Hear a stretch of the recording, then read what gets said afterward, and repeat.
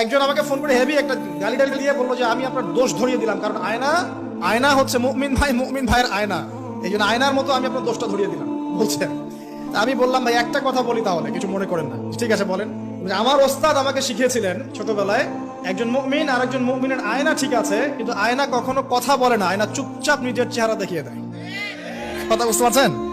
আয়না কিন্তু কথা বলে না এত বেশি, আয়না আপনাকে চুপচাপ নীরবে আপনার দোষটা দেখিয়ে দিবে। আপনার এখানে কেটে গেছে, আয়নার সামনে দাঁড়ালেন, শেভ করার কাটার কথা বলছি না, আবার শেভ করতে যায় না, আবার কেটে গেছে আয়নার সামনে দাঁড়ালেন, আয়না কি বলবে এই তোমার গাল কাটা?